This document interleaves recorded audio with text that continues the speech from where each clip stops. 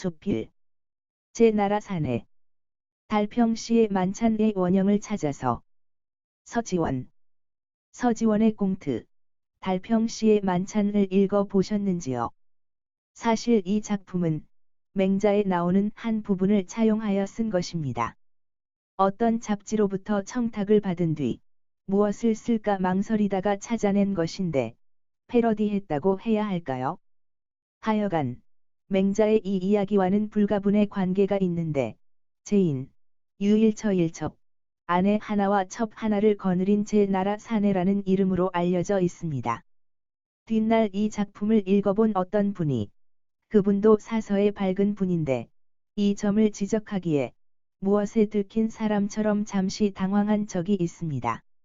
한때 맹자를 읽어둔 덕분에 공트 한 편을 쓰게 되었으니 고전을 읽는 것이 이런 면에서도 득이 된다고 할까요?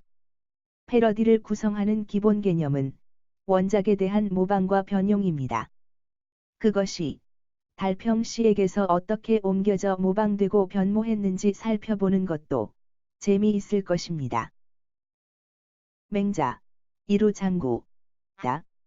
제인이 유일처일첩, 이처실자런이 기양인이 추리면, 즉 필염주유기 후에 반이언얼, 기처, 문소여음식자면 즉 진북위하더라.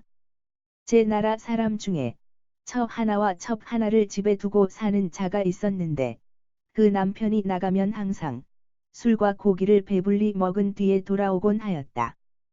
그 아내가 남편에게 누구와 함께 음식을 먹었느냐고 물으면 모두 부귀한 사람들이었다. 기처고 기처벌, 양인이 추리면 즉 필염주유기 후 반할세, 문기여 음식자 하니 진북위하 로되 이 미상유 현자래 하니 오장간 양인지소지야 하리라. 그 아내가 첩에게 말하기를 남편이 외출하면 꼭 술과 고기를 배불리 드신 뒤에 돌아오기에 내가 누구와 함께 드셨느냐고 물어보면 모두 부귀한 사람이었다. 그런데도 이제까지 현달한 사람이 찾아온 적이 없으니 내가 남편이 가는 곳으로 따라가 엿보아야겠다 하였다. 조기하여 이종 양인지소지하니 편국중 하되 무여입담자더라. 졸지 동곽번간지 제자하여 걸기여 하고 부족이여든 우 고이지타 하니 차 위엄족지도야더라. 아침 일찍 일어나 남편이 가는 곳을 몰래 따라가 보니 온 장안을 두루 돌아다니지만 마주서서 이야기를 나누는 자가 아무도 없었다.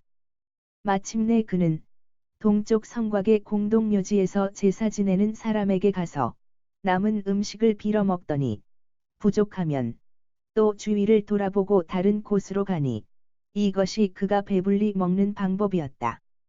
기처 귀하여 고 기처벌 양인자는 소악망이종 신야언을 금약차라 하고 여기 첩으로 산기양인하며 이 상읍어중정이언을 이 양인 미지지야 하여 시시종외래 하여 교기처첩하더라.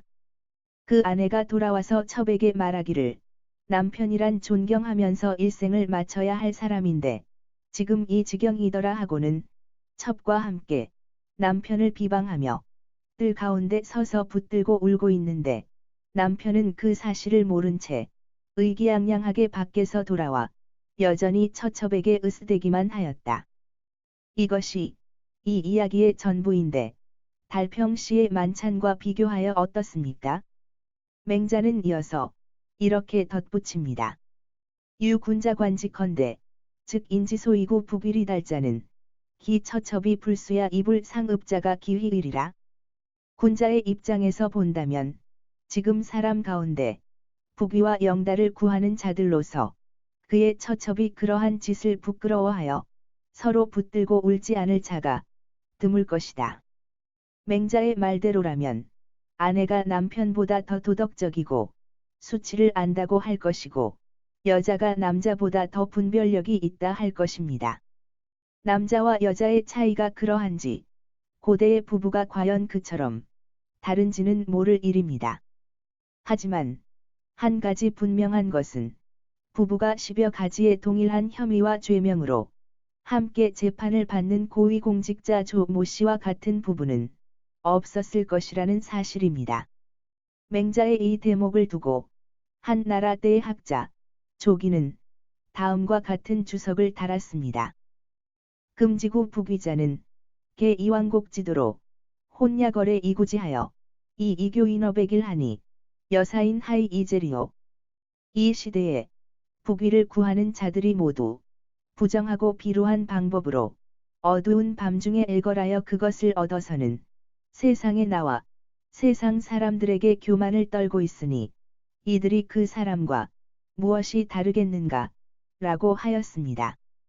지금 세상에 남의 잔치 뒤에 남긴 뷔페 음식을 일상적으로 개걸스럽게 얻어먹고 다니는 사람은 거의 없고 공동묘지 같은 곳으로 다니며 술과 고기를 포식하는 사람은 더욱 더 없습니다. 그러나 이 두 이야기의 상징적인 의미만은 되새겨 볼 필요가 있겠지요. 특히 조기의 말처럼 어두운 밤중에 일걸하는 자들의 존재인데 눈앞에 당장 떠오르는 무수한 얼굴들이 있지 않습니까? 이 시대 이 사회에는 불행하게도 그런 자들이 강변의 자갈처럼 깔려 있는지라 굳이 누구라 떠올리게 할 필요조차 없을 것 같습니다. 그러나 한편 생각하건대 제 나라 사내나 달평씨 같은 사람은 제 한 몸이나 배불리고 살찌우는 짓이니 좀 억지를 쓰자면 그런 술, 그런 만찬을 즐기는 것 따위는 애교로 봐줄 수 있지 않을는지요. 워낙 부정하고 비루한 자가 많은 세상이기에 하는 말입니다. 끝.